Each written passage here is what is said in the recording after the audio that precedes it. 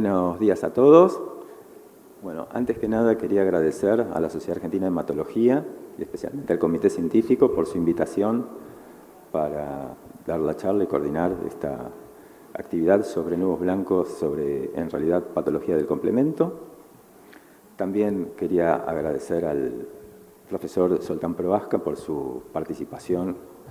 como miembro de la EJA en esta actividad y agradecerles también a todos ustedes por estar presentes y participar de la actividad.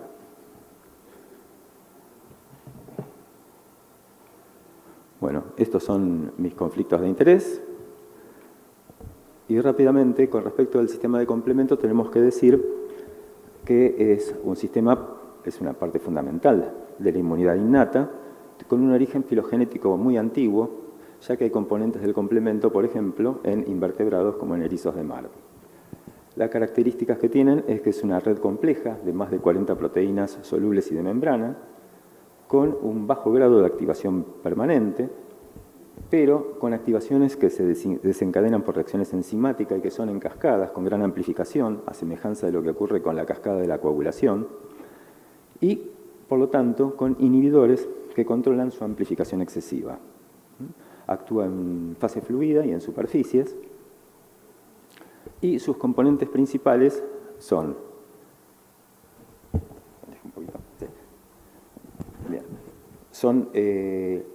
los que desencadenan realmente las reacciones son receptores de reconocimiento de patrones,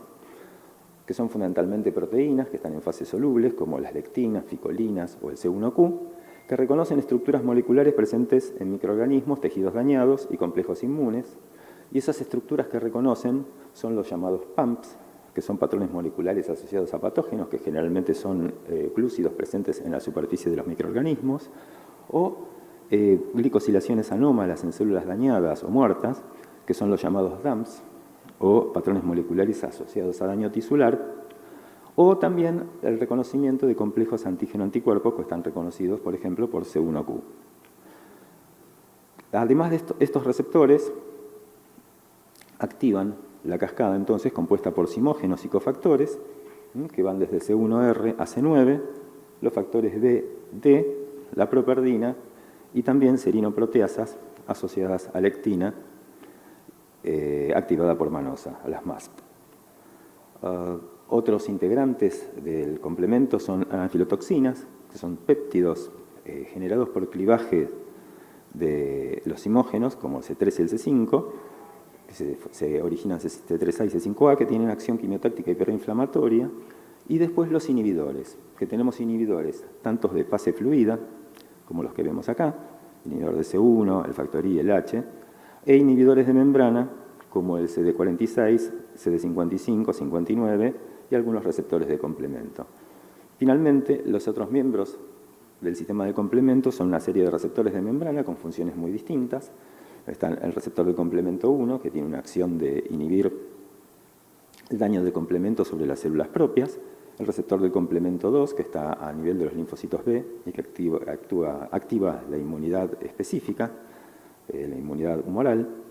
los receptores de complemento 3 y 4, que están en monocitos y macrófagos e intervienen en fagocitosis, y otros receptores como los de los factores quimiotácticos. ¿Cuáles son las funciones del complemento? La primera función es inflamatoria, y es cuando se activa, se liberan los factores quimiotácticos, como C3-C5, que van a determinar atracción y activación de monocitos y neutrófilos. La segunda función es la de opsonización. Opsonizan microorganismos, opsonizan tejidos dañados y se opsonizan también complejos inmunes, y de esa manera son eliminados por fagocitosis por fagocitos. La tercera función es la lisis de microorganismos, con formación del complejo de ataque de membrana por el complemento terminal, y finalmente la cuarta función es la estimulación de la inmunidad específica vía linfocitos B a través del receptor de complemento 2 y de linfocitos 3 a través de los receptores de complemento 3 y 4. Acá están gráficamente representadas las tres vías de activación del complemento. La vía clásica, donde C1Q reconoce al complejo antígeno-anticuerpo, activa C1R y C1S, que a su vez el C1S es una serinoproteasa que va a clivar C2 y C4 y se va a dar origen a la convertasa de C3 de la vía clásica, la vía de las lectinas, que reconocen PAMPs y DAMPs a través de lectinas y colectinas. Estas van a activar a serinoproteasas activadas por lectinas como el MASP1 y MASP2, y esas serinoproteasas también van a clivar C2 y C4 y de esa manera se va a formar la convertasa de C3 de la vía clásica. Y finalmente, la vía alterna que tiene un nivel de activación permanente de bajo grado por hidratación de C3. Se rompe un tioéster dentro de la molécula de C3, un efactor B, se forma la convertasa de fase fluida de C3 de la vía alterna,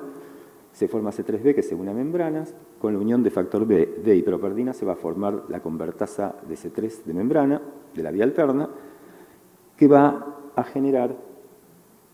más activación de C3, un circuito de amplificación, tanto para la vía alterna como para las otras vías,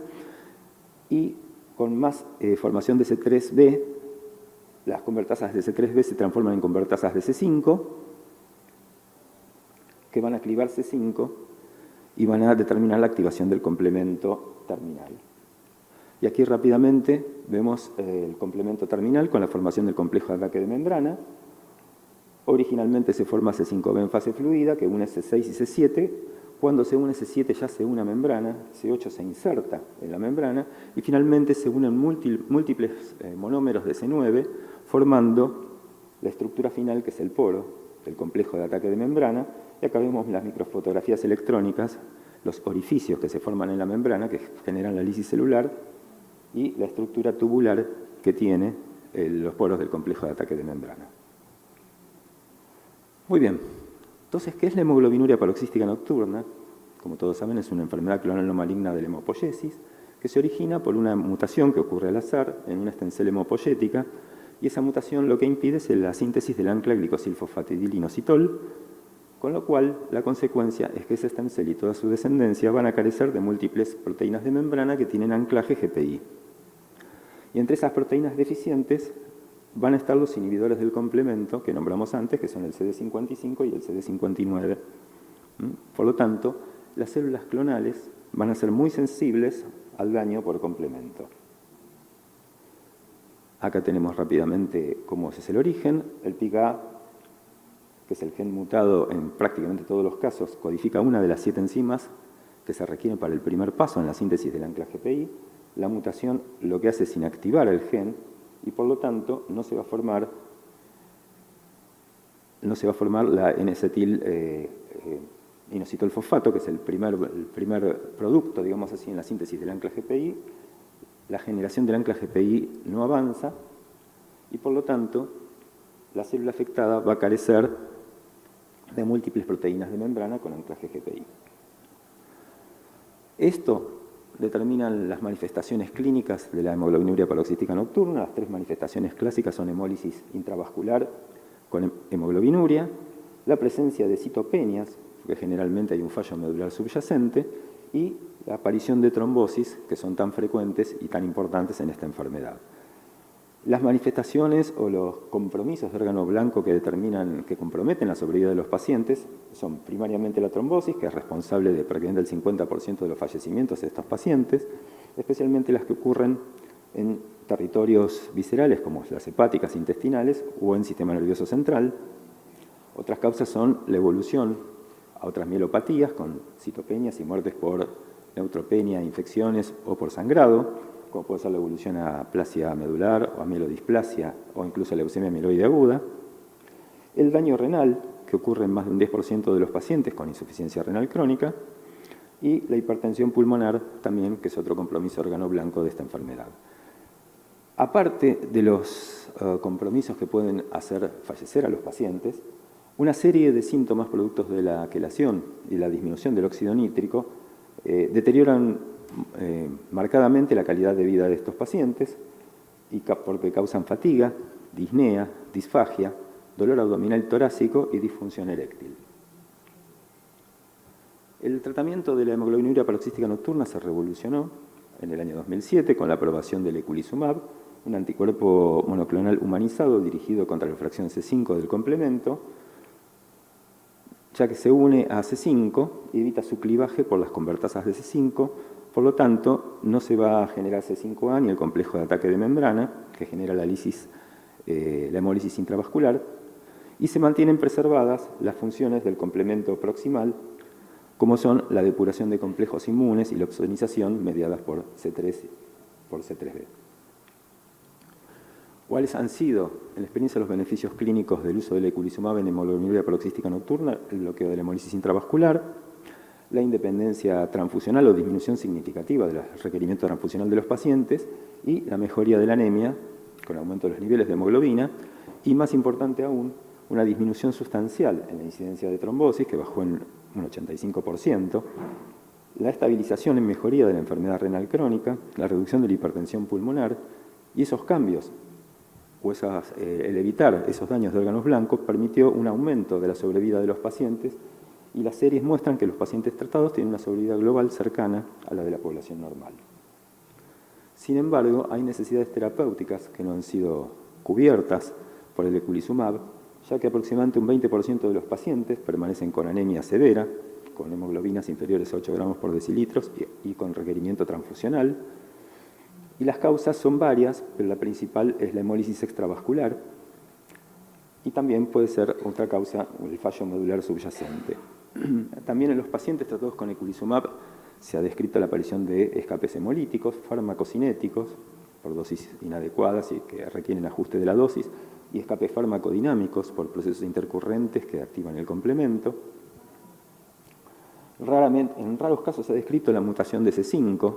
de la arginina en posición 885 en C5, que confiere resistencia al eculizumab, ya que no se puede unir a C5 si tiene esa mutación, y se ha descrito, por ejemplo, por cisteína en una paciente en nuestro país, o por histidina en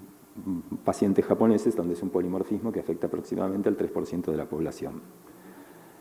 Aparte, el tratamiento con eculizumab requiere infusiones intravenosas cada 14 días, en forma prácticamente permanente, y otro tema que no es menor es el alto costo, lo que dificulta muchas veces su accesibilidad. Muy bien, acá vemos el mecanismo de la hemólisis extravascular por eculizumab en pacientes con hemoglobinuria paroxística nocturna no tratada. La hemólisis ocurre por la formación del complejo de ataque de membrana y es intravascular. En cambio, en los pacientes tratados con inhibidores de C5 en general y con eculizumab, no se va a formar el complejo de ataque de membrana, pero sí se va a formar las convertasas de C3 y se va a depositar C3b en la superficie de los glóbulos rojos, HPN, lo que va a determinar, que los van a ver acá, este es el subgrupo de glóbulos rojos, lo que va a determinar, por un lado, que la prueba de Kunz sea positiva para C3b, que está depositada sobre los glóbulos rojos, y que por otro lado, como es una opsonina, los glóbulos rojos sean fagocitados por macrófagos del sistema retículo endotelial. Muy bien. ¿Cuáles son los inhibidores del complemento en desarrollo en hemoglobinuria paroxística nocturna? Bueno, una serie de inhibidores de C5, utilizando el mismo blanco que utiliza el eculizumab, y también se han desarrollado nuevos blancos, como es el bloqueo del complemento proximal y el bloqueo específico de la vía alterna, bloqueando los factores D o D. Dentro de los nuevos inhibidores de C5 tenemos a los anticuerpos monoclonales. Bueno, los inhibidores de C5, por supuesto, comparten la eficacia terapéutica del eculizumab y su perfil de seguridad desconocido. Y, por supuesto, van a seguir teniendo hemólisis extravascular por C3, que es propio del bloqueo de C5. El primer anticuerpo monoclonal que se desarrolló es el ravulizumab, que en realidad es una modificación del eculizumab, donde se le cambian 4 aminoácidos, 2 de ellos ubicados en el paratope, o sea, en el sitio de reconocimiento de C5, y 2 en la fracción constante del anticuerpo, en el sitio de unión al receptor FC, y las consecuencias son que cuando el complejo ravulizumab C5 es endocitado por las células, en el pH ácido del endosoma se produce la disociación de C5 con el ravulizumab. C5 sufre degradación proteolítica pero el anticuerpo tiene una alta afinidad por los receptores Fc neonatales, entonces no es degradado, sino que es reciclado y liberado nuevamente a circulación, a diferencia de lo que ocurre con el eculizumab, que es degradado también en endosoma. Esto aumenta marcadamente la vida media del anticuerpo 4 veces y permite administrarlo cada 8 semanas. Muy bien, con este anticuerpo se hicieron dos ensayos clínicos de fase 3 que demostraron una inferioridad con respecto al eculizumab, tanto en el bloqueo de la hemólisis como en la reducción del requerimiento transfusional de estos pacientes, que eran los dos endpoints primarios, y también mostraron, desde el punto de vista farmacocinético, una inhibición más completa y sostenida de C5, y con estos resultados el ravulizumab fue aprobado tanto por las agencias medicinales, tanto de Estados Unidos como de Europa, para el tratamiento de la hemoglobinuria paroxística nocturna. El segundo anticuerpo monoclonal, también inhibidor de C5, es el crovalimab, otro anticuerpo humanizado que se une a un epitope diferente del eculizumab y que tiene algunas características similares al ravulizumab, ya que la unión a C5 se disocia pH ácido. En ese pH tiene una alta afinidad por el receptor Fc neonatal y además tiene una alta solubilidad, por lo que puede administrarse por vía subcutánea cada 4 semanas. Los estudios iniciales de fase 1-2 mostraron un bloqueo completo y sostenido del complemento terminal por el crovalimab y como se une a un sitio, un epitope distinto de C5 que el eculizumab, en los pacientes que rotaron de eculizumab a crovalimab se forman complejos inmunes que están formados por eculizumab, C5, crovalimab, que desencadenan un cuadro de vasculitis transitorio en la transición entre un tratamiento y otro. Actualmente hay 2 estudios en curso de fase 3, 2 ensayos clínicos, uno es en pacientes tratados con eculizumab o ravulizumab y compara la continuación del tratamiento versus el switch, el cambio a crovalimab, y el segundo estudio es en pacientes sin tratamiento previo con inhibidores del complemento, donde él compara los resultados del tratamiento con eculizumab versus el crovalimab. Y lo que se busca es ver si hay no inferioridad en cuanto a requerimiento transfusional y bloqueo de la hemólisis intravascular. Los otros 2 anticuerpos monoclonales anti-C5 en estudio son el pozelimab, que se administra semanalmente por vía subcutánea, que está en un ensayo de fase 2 con 24 pacientes con HPN, cuyos resultados no están disponibles, y el tezidolumab, que es otro inhibidor de C5, también otro anticuerpo monoclonal, que se administra por vía intravenosa, que también está siendo estudiado en 10 pacientes y cuyos resultados no están disponibles. Muy bien. Otras moléculas hay inhibidoras de C5, que no son anticuerpos monoclonales, y uno es la cobercina. La cobercina es una proteína recombinante, derivada en realidad de una proteína presente en la saliva de una garrapata, que tiene afinidad e inhibe a C5, se administra por vía subcutánea 1 a 2 veces por día y ha demostrado ser efectiva en pacientes con HPN y que tienen mutaciones de C5 que los hace resistentes a eculizumab. Un estudio de fase 3, donde está comparado el uso de la cobercina contra el soporte, está suspendido por bajo reclutamiento y por lo tanto no hay desarrollo ulterior de esta droga. El otro molécula inhibidora de C5 es el cendiciran, que es un ARN corto de doble cadena que inhibe al ARN mensajero de C5. Tiene una estructura bastante interesante, en realidad una doble cadena de ARN y en el extremo 3' de la cadena activa tiene 3 N-acetilgalactosaminas y esas 3 N-acetilgalactosaminas hace que este ARN mensajero, este ARN doble cadena corto se una y sea endocitado por los hepatocitos mediante el receptor de acetilglicoproteína. En el citoplasma hepático, este ARN se une y cliva al mensajero de C5 y por lo tanto lo que se logra es un bloqueo de la síntesis hepática de C5. Tiene un inicio de acción retardada, ya que tarda semanas hasta que se logran los niveles más bajos de C5, y un efecto prolongado, ya que con una dosis las disminuciones de los niveles de C5 pueden durar hasta 2 o 3 meses. Como monoterapia no logró bloquear completamente la hemólisis intravascular y reducir el LDH por debajo de 1,5 veces el límite superior normal, pero sí es efectivo, por ejemplo, para reducir las dosis de eculizumab requeridas o para espaciar la administración del eculizumab, ya que con niveles mucho más bajos de C5 se necesita menor cantidad de eculizumab para bloquear el complemento. Bueno, ahora dentro de los nuevos blancos para el tratamiento de hemoglobinuria paroxística nocturna, lo otro que se ha estudiado es la inhibición de C3 mediante el pegcetacoplan. El pegcetacoplan es un péptido de 15 aminoácidos cíclico que está unido a polietilenglicol y que se administra por vía subcutánea. Y el estudio clínico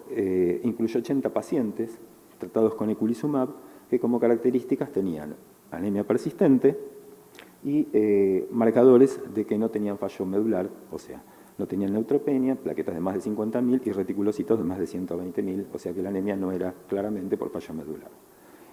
El esquema de tratamiento fue inicialmente una fase de 4 semanas, donde al tratamiento con eculizumab se le agregó el tratamiento con pegcetacoplan. Posteriormente los pacientes fueron aleatorizados a uno de los dos tratamientos, o sea,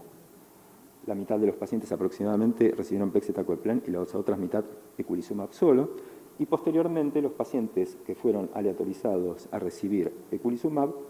volvieron a recibir ambas drogas y finalmente todos siguieron en la fase de extensión con pegcetacoplan. Como ven, como ya pueden ir viendo, claramente los niveles de hemoglobina subieron con el agregado del pegcetacoplan y descendieron con el tratamiento con eculizumab exclusivamente. Y efectivamente la comparación a la semana 16, después de 12 semanas de tratamiento comparativo, mostró una mejoría significativa de la hemoglobina en aquellos pacientes tratados con pegcetacoplan, con normalización de la hemoglobina en un tercio de los pacientes tratados con pegcetacoplan y la mayoría de los pacientes mostró normalización de los reticulocitos, de la LDH, de la bilirrubina, o sea, indicadores todos de que se ha bloqueado la hemólisis extravascular. La mayoría de los pacientes también evitó las transfusiones de los que recibieron pegcetacoplan y como reacciones adversas hubo reacciones en sitio infusional y diarrea que no fueron de grados severos. En la extensión, hasta la semana 48, se vio que este beneficio se mantenía en los pacientes que hacían el switch después tardío de eculizumab a pegcetacoplan. Nuevamente se comprobó que casi 3/4 de los pacientes que requerían antes transfusiones lograban independencia transfusional y mejoría de la sintomatología. Como no hubo infecciones meningocócicas, uno de los temores por el bloqueo más cercano del complemento, y como eventos adversos hubo reacciones en el sitio de infusión, en 36% de los casos, diarrea y hemólisis, hemólisis escapes hemolíticos en casi 1/4 de los pacientes, que en algunos casos llevó a discontinuación del uso del pegcetacoplan. Bueno, en base a los resultados obtenidos con pegcetacoplan, fue aprobado también por la FDA para el uso en pacientes con hemoglobinuria paroxística nocturna. El tercer blanco para el tratamiento de la hemoglobinuria paroxística nocturna son ya los inhibidores orales del factor D, o sea, los inhibidores de la vía alterna. Y la primera droga desarrollada para es el danicopan, que fue estudiado en 2 estudios distintos, como monoterapia en 10 pacientes que no habían recibido inhibidores del complemento, y se fue escalando la dosis y fue administrado a cada 8 horas. Lo que se vio con el danicopan es una reducción del LDH, pero fíjense que esta reducción no llega a ser completa, en el sentido de que no logra niveles sostenidos por debajo de 1,5 veces el límite superior normal, debido a la persistencia de hemólisis intravascular predosis de danicopan. Es decir, a pesar de darse cada 8 horas, evidentemente se pierde el efecto. Hay escape hemolítico inmediatamente antes de la dosis siguiente. También se observó, en el segundo gráfico, con la evolución de las hemoglobinas, mejoría de la anemia, con un aumento desde 9,8 hasta 11,5 gramos por decilitro, significativamente, y mejoría de la fatiga, o sea, de los síntomas asociados al HPN, y normalización del recuento de reticulocitos y de la bilirrubina como muestras del bloqueo de la hemólisis extravascular. Un evento adverso serio, que fue una elevación de transaminasas con hemólisis intercurrentes, que llevó a discontinuación del tratamiento en ese paciente, y un segundo estudio evaluó el danicopan agregado al eculizumab en 12 pacientes que con eculizumab tenían persistencias del requerimiento transfusional. En estos pacientes mostró una respuesta, una importante mejoría de la anemia, prácticamente la desaparición del requerimiento transfusional, una marcada mejoría de la sintomatología y algunos eventos adversos frecuentes fueron de bajo grado como cefalea, tos o nasofaringitis. Y de hecho, con estos resultados está en ensayo un estudio de fase 3 como tratamiento añadido al eculizumab en pacientes con hemoglobina de menos de 9,5 gramos por decilitro con requerimiento transfusional para para confirmar su eficacia en esta situación. Un segundo inhibidor oral del factor D es el BCX9930, que fue estudiado en dos grupos de pacientes, en pacientes vírgenes de tratamiento, donde mostró también una respuesta de la anemia con elevación de la hemoglobina, control, disminución de la hemólisis intravascular por descenso del LDH, disminución del requerimiento transfusional y mejoría de la sintomatología y normalización del recuento reticulocitario, lo que habla también de bloqueo de la hemólisis extravascular. Dos pacientes tuvieron eventos adversos grado 3 relacionados al tratamiento y un segundo estudio fue hecho como agregado también en pacientes con eculizumab o ravulizumab con requerimiento transfusional o con hemoglobina menor a 10. El añadir el BCX9930 al eculizumab también mostró una mejoría importante de la anemia, una disminución significativa del requerimiento transfusional, en 4 pacientes no requirieron más transfusiones, mejoría de la sintomatología y los eventos adversos fueron acá más leves, con rash autolimitado y mareos de grado leve. Y actualmente están planeados 2 estudios, uno en pacientes no tratados con inhibidores del complemento contra placebo y segundo en pacientes con respuesta inadecuada a inhibidores de C5, agregándolo al inhibidor de C5. El tercer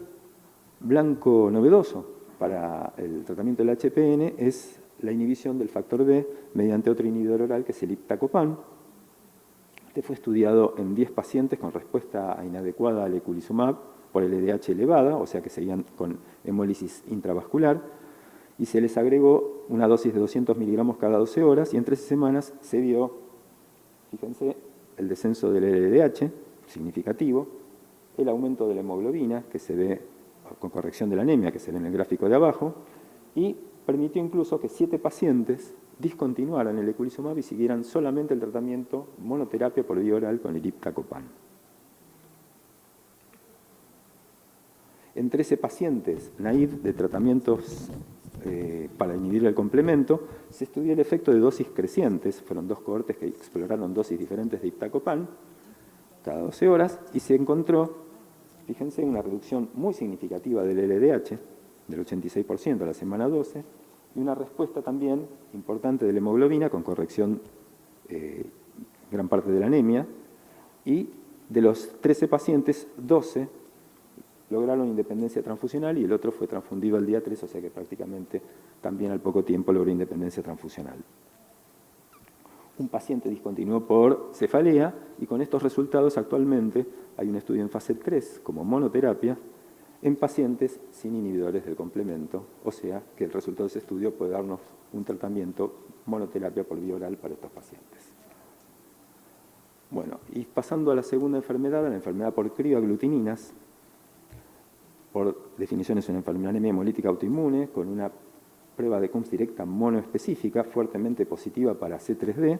negativa o débilmente positiva para IgG,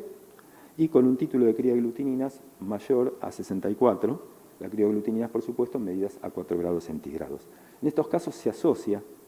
a un desorden linfoproliferativo clonal que se detecta en sangre o principalmente en médula ósea, sin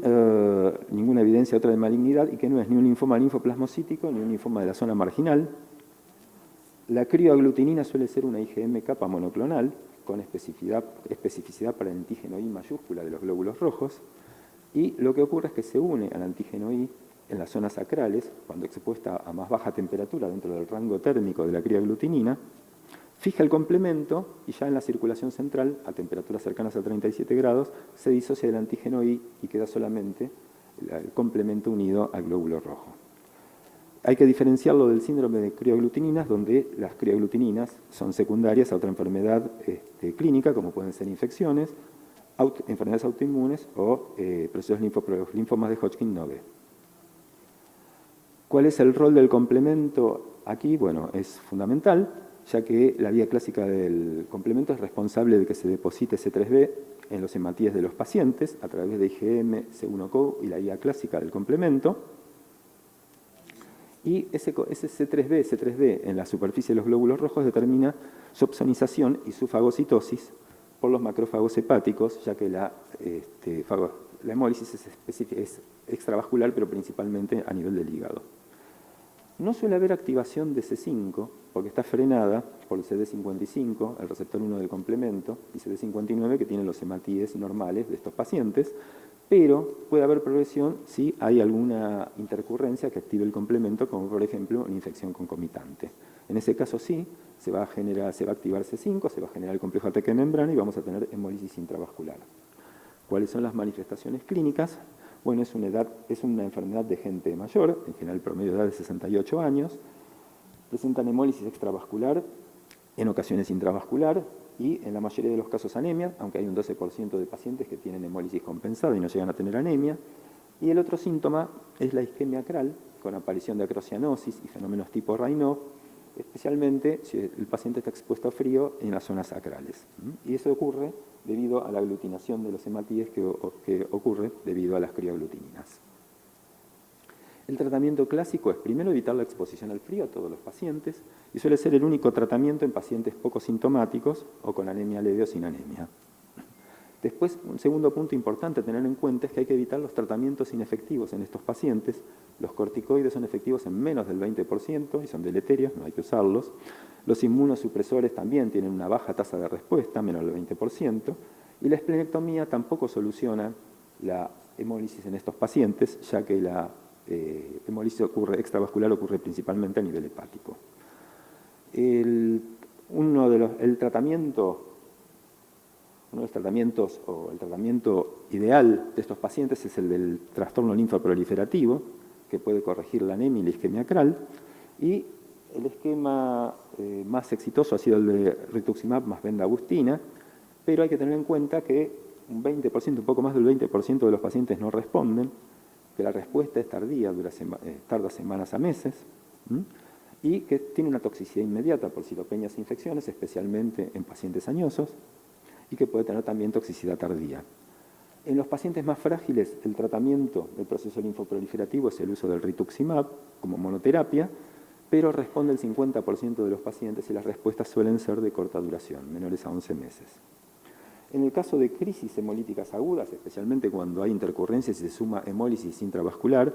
no es fácil el tratamiento, se aconseja el recambio plasmático, usar eculizumab, ya que bloquear el complemento terminal en estos casos evita la hemólisis intravascular, e incluso probar corticoides en bolo para estos pacientes. Bien, ¿qué inhibidores del complemento están en desarrollo para estos pacientes? Bueno, el eculizumab se probó en algunos pacientes y fundamentalmente es inhibir la vía clásica del complemento y el complemento proximal bloqueando C3.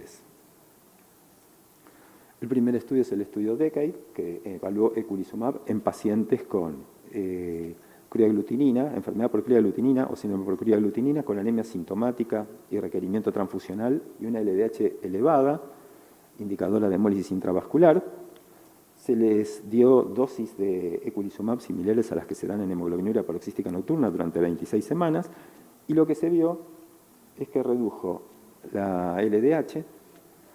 logró una mejoría no tan marcada de la anemia, 8 pacientes lograron independencia transfusional, pero los síntomas circulatorios inducidos por frío persistieron. Y se vio menor respuesta en aquellos pacientes que tenían crioglutininas con amplio rango térmico. La nueva molécula que está en estudio, aún no está aprobada, es el sutimlimab, que es un anticuerpo monoclonal humanizado dirigido contra C1s, o sea, al comienzo de la vía clásica del complemento, y que fue estudiado originalmente en 24 pacientes que tenían requerimiento transfusional en los 6 meses previos, una anemia moderada severa, bilirrubina elevada y algún síntoma, ya sea por isquemia acral, por anemia sintomática o por trombosis.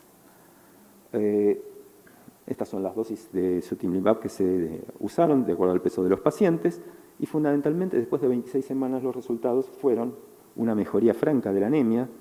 normalización de la bilirrubina a las 3 semanas, indicando que se bloqueó también la hemólisis extravascular. En la mayoría de los pacientes no requirieron transfusiones a partir de las 5 semanas de tratamiento, mejoró la fatiga a partir de la primera semana,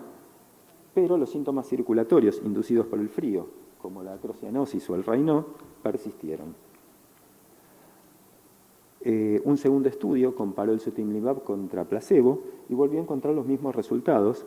Los pacientes tratados con sutimlimab tenían una franca mejoría de la hemoglobina, les descendía la bilirrubina, indicando que controlaban la hemólisis extravascular, y también tenían una mejoría significativa de la sintomatología, en este caso del score de fatiga. Pero los síntomas por acrocianosis no mejoraron y se presentaron en los pacientes también tratados con sutimlimab. Finalmente, un último trabajo, ya comunicado hace tiempo, del cual no hubo actualizaciones, mostró el efecto del pegcetacoplan en pacientes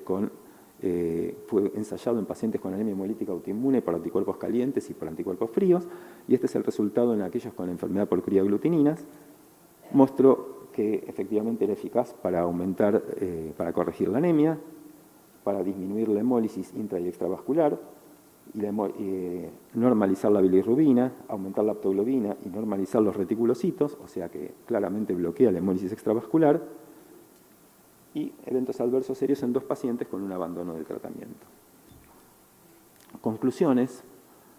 tenemos una revolución terapéutica en el armamentario de bloqueo del complemento en hemoglobinuria paroxística nocturna, ya sea con nuevos inhibidores de C5 que bloquean mejor a C5, que permiten mayor intervalo entre dosis, administración subcutánea, con inhibición de C3, con el cual se logra el bloqueo de la hemólisis extravascular, mejora aún más la anemia y evitamos las transfusiones, y con inhibidores del factor B y factor D, que tienen las mismas ventajas que bloquear la hemólisis extravascular, mejorar la anemia, evitar las transfusiones y que pueden ser activos por vía oral. Y en enfermedad por criaglutininas, si bien el bloqueo de C5 mejoró los síntomas de la anemia y la hemólisis intravascular, los mejores resultados se obtuvieron bloqueando la vía proximal del complemento, C1S, que frena la hemólisis intra y extravascular, reduce las transfusiones y mejora la fatiga, pero persisten los síntomas de la isquemia acral. Con respecto a estos nuevos tratamientos, desconocemos la seguridad a largo plazo con respecto a infecciones, autoinmunidad y escapes hemolíticos, y son conocimientos que vamos a adquirir con los ensayos clínicos en curso, con nuevos ensayos clínicos y